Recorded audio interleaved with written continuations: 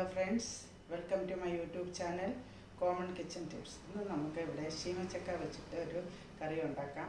Stew ശീമച്ചക്കയും കിഴങ്ങും സവാളയൊക്കെ ചേർത്തിട്ട് തേങ്ങാപ്പാലൊക്കെ ചേർത്ത് ഒരു സ്റ്റൂ ഉണ്ടാക്കാം. അപ്പോൾ നമുക്ക് അതെങ്ങനെ ചെയ്തെന്ന് നോക്കാം. ശീമച്ചക്ക ചെറുതായി കട്ട് ചെയ്തെടുക്കാം.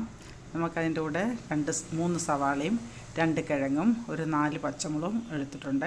അതും ചെറുതായി കട്ട് ചെയ്തിട്ട് നമുക്കിത് കുക്കറിൽ വെച്ച് വേവിക്കണം. ആദ്യം നമ്മൾ മൂന്നാമത്തെ പാൽ ഒഴിച്ച് വേവിക്കാം. ഒരു 2 സ്പൂൺ മല്ലിപ്പൊടിയും 1 സ്പൂൺ മുളക് പൊടിയും പിന്നെ കുറച്ച് ഗരം മസാലപ്പൊടി, മഞ്ഞൾപ്പൊടി, ഉപ്പ് ഇതെല്ലാം ചേർത്തിട്ട് നമുക്ക് വേവിച്ചെടുക്കാം.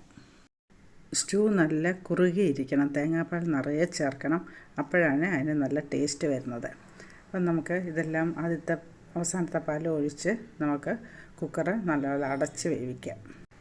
ഒരു വിസിൽ കേട്ടിട്ട് നമ്മുടെ സിമ്മിൽ വെച്ച് ഒരു 5 മിനിറ്റ് കഴിഞ്ഞിട്ട് നമ്മൾ ഗ്യാസ് ഓഫ് ചെയ്യാം. ഇതിനധികം ശീമച്ചക്കയും കിഴങ്ങിനും സവാളയ്ക്കൊന്നും അധികം വേവില്ലാത്തതാണ്. അപ്പം നമുക്ക് പെട്ടെന്ന് അധികം വെന്ത് പോകാൻ പാടില്ല. പിന്നെ ഈ തേങ്ങാപ്പാൽ ഒഴിച്ച് നല്ലപോലെ വറ്റിക്കുമ്പോഴും ഇത് വേവും. അപ്പോൾ നമ്മൾ അവസാനത്തെ പാൽ മാത്രം ഒഴിച്ച് വേവിച്ചെടുത്തതിന് ശേഷം രണ്ടാമത്തെ പാൽ ചേർത്ത് കുറച്ച് വറ്റിയതിന് ശേഷം നമ്മൾ ആദ്യത്തെ പാൽ ചേർത്താൽ മതിയാവും. ആദ്യത്തെ പാൽ ചേർത്ത് കഴിഞ്ഞാൽ അധികം തിളയ്ക്കേണ്ട, നമുക്ക് കടുവും താളിച്ചും ഗ്യാസ് ഓഫ് ചെയ്യാം.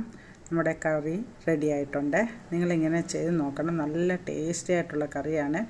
ഈ കറി മാത്രം മതിയാവും നമുക്ക് ചോറുണ്ണാൻ, നല്ല ടേസ്റ്റാണ്. ഇന്നത്തെ വീഡിയോ എല്ലാവർക്കും ഇഷ്ടപ്പെട്ടിട്ടുണ്ടായിരിക്കുമല്ലോ. ശീമച്ചക്കയും കിഴങ്ങും ചേർത്ത കറി, തേങ്ങാപ്പാലൊക്കെ ചേർത്ത് നല്ല ടേസ്റ്റി ആയിട്ടുള്ള കറിയാണ്. നിങ്ങളിത് ചെയ്ത് നോക്കുക. നിങ്ങൾക്ക് ഇഷ്ടപ്പെട്ടിട്ടുണ്ടെങ്കിൽ നിങ്ങൾ ലൈക്ക് ചെയ്യുക, കമൻറ്റ് ചെയ്യുക, ഷെയർ ചെയ്യുക, സബ്സ്ക്രൈബ് ചെയ്യുക. പലരും സബ്സ്ക്രൈബ് ചെയ്യാതെയാണ് കാണുന്നത്. ദയവായി സബ്സ്ക്രൈബ് ചെയ്യുക. വീഡിയോ സ്കിപ്പ് ചെയ്യാതെ കാണാൻ ശ്രമിക്കണം.